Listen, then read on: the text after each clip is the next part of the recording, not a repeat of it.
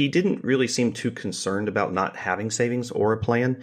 And his attitude was that he just figured that the government or social services would be there to help him and that he'd figure it out.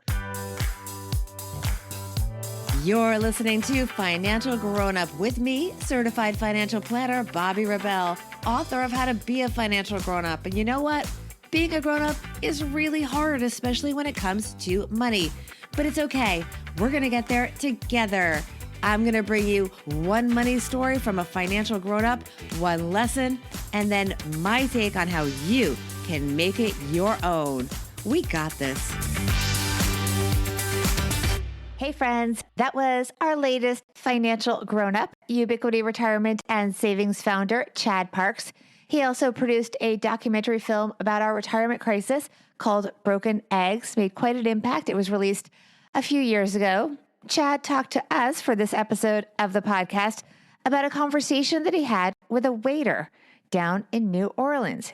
Chad said that the waiter didn't seem all that concerned about the fact that his retirement plan was that he'd figure it out. That's not much of a plan.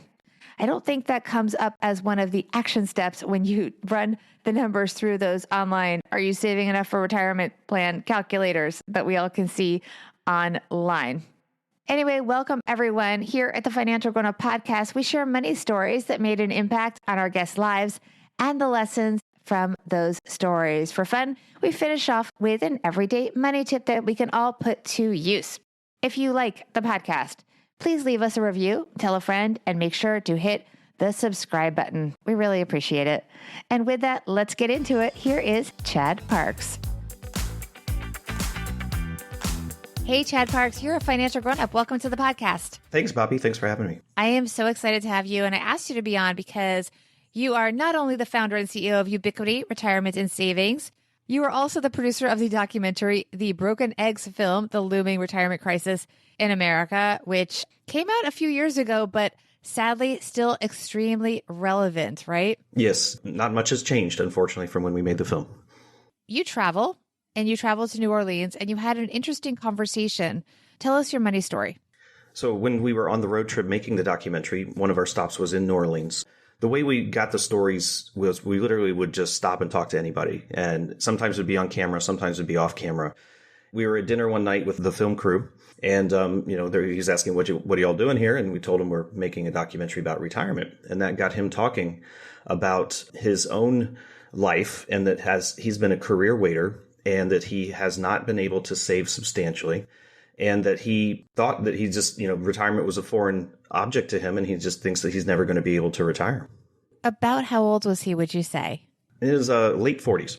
Late 40s. So this is a time when it's starting to get real. You're no longer a kid who can kind of say, well, I'm paying down student debt, or I just had a baby. At 40 something, you are definitely an adult.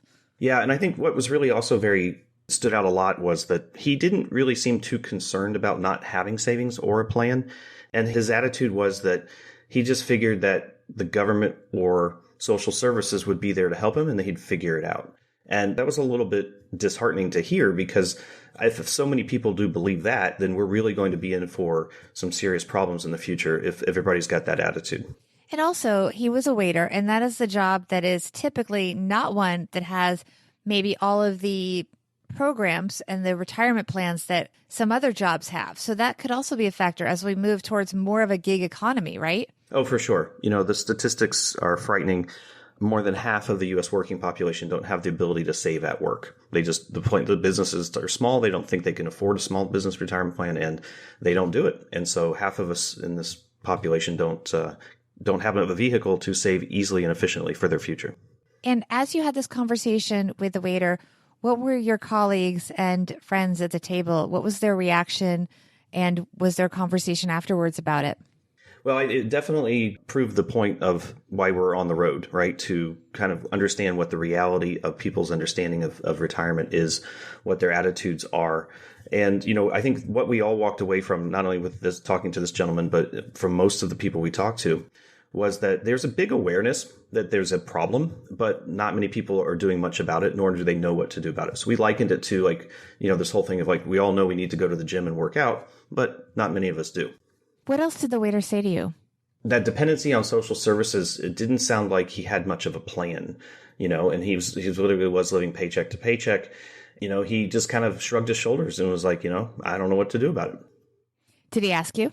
Well, I mean, I could preach all day about it, I'm saying, did he ask you though? No, he did not. I say that because part of the problem is that many of us don't ask.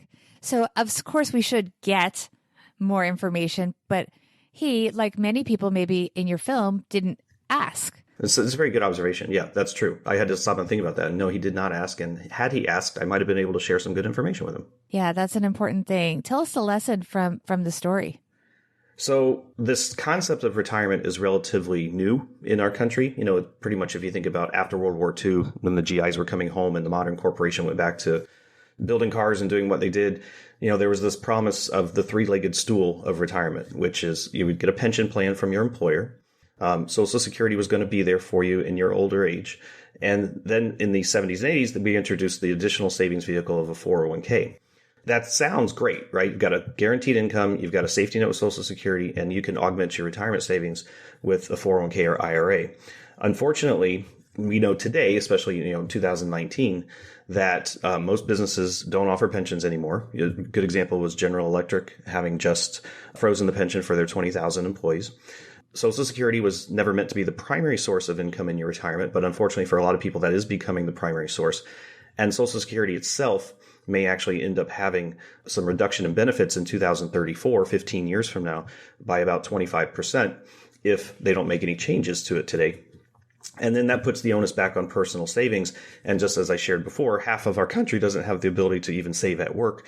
And that's where we are. That's where we are. And what scares me here is not only, as I mentioned, that people aren't asking and being their own advocates, but are our expectations of people realistic in terms of what people earn, what people can realistically save in our world, and our lifestyle expectations. If we're being honest, we have an expectation that everybody has a cell phone and everybody lives a certain lifestyle. And it's partially the media, but we also have to own it ourselves. We choose to purchase things or live lifestyles that maybe are not sustainable. No, you're so right. And that nickname this the microwave society, right? Everybody wants everything instantly. And when instant gratification, we are marketed to and sold to, we are rewarded with spending. Unfortunately, our attitudes are not the same about long-term savings. It's not really exciting nor fun to see your paycheck go down and to see money accumulate over a long period of time in this idea that you're visualizing yourself in the future. And this whole concept of asking the average individual to become a savings expert, an investment expert, a budgeting expert, to be able to say, this is your magic number, this is when you retire, this is how much money you're going to have, that's really putting a lot on people. I was formerly a certified financial planner. I went to grad school for finance. And I said, it's a shame I had to go to grad school to learn the basics of personal finance. And so it's really, as much as we try to get people to say, listen, this is your responsibility. Don't forget that. The way the world has been set up today is that, it's not up to the government. It's not up to your employer. Unfortunately, it is up to you to take your future in your own hands. But at the same time, we haven't equipped you with the tools to do so. So that's where we kind of have this big chasm as a society that we really need to figure out.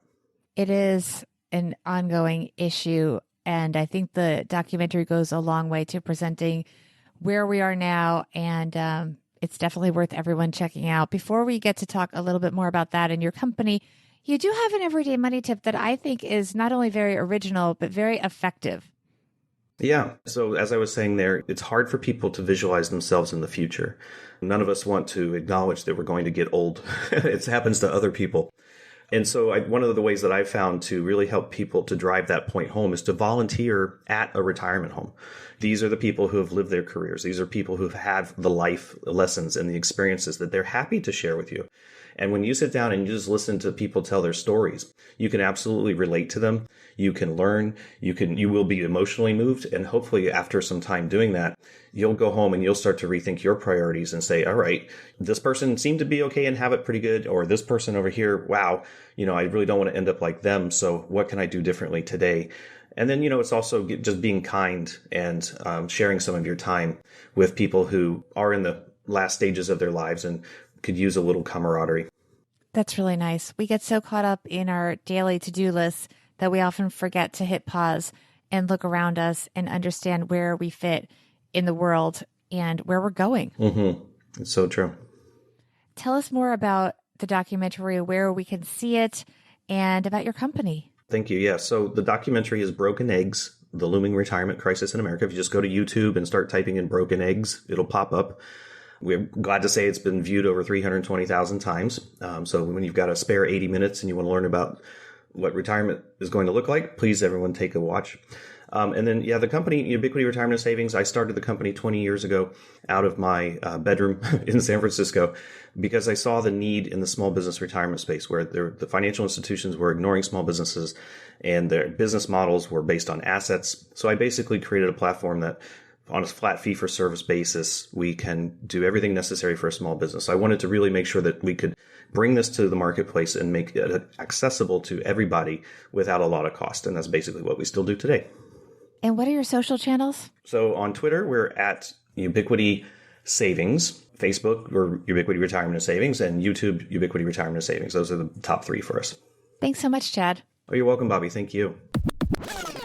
Okay, everyone, here's my take. Financial grown-up tip number 1. I am generally against the whole trophy for effort thing, but when it comes to retirement, making an effort can solve a lot of problems. Just trying. The truth is, you guys are a self-selecting audience. You are interested in money stuff.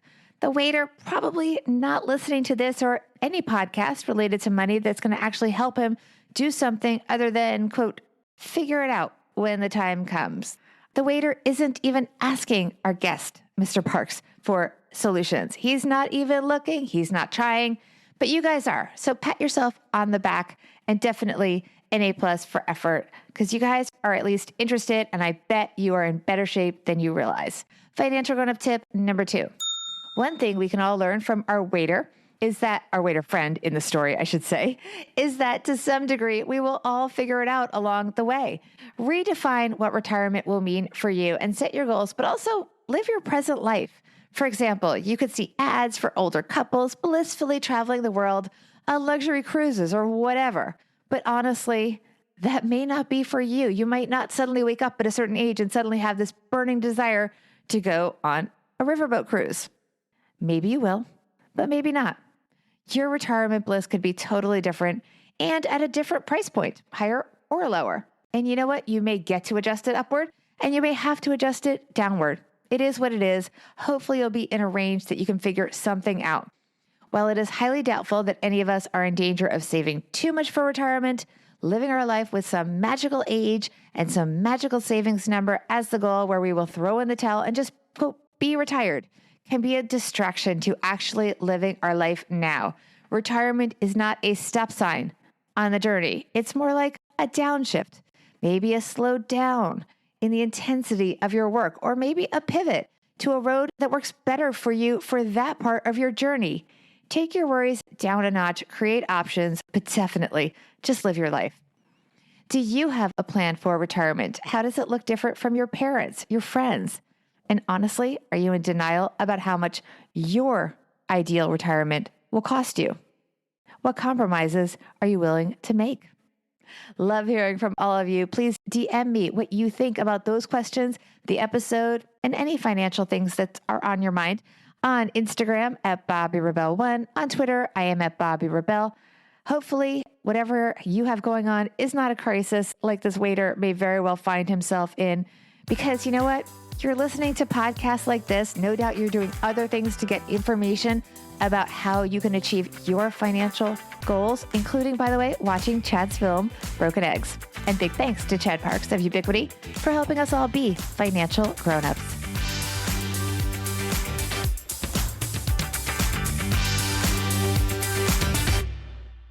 Financial Grown-Up with Bobby Rebel is edited and produced by Steve Stewart and is a BRK Media production.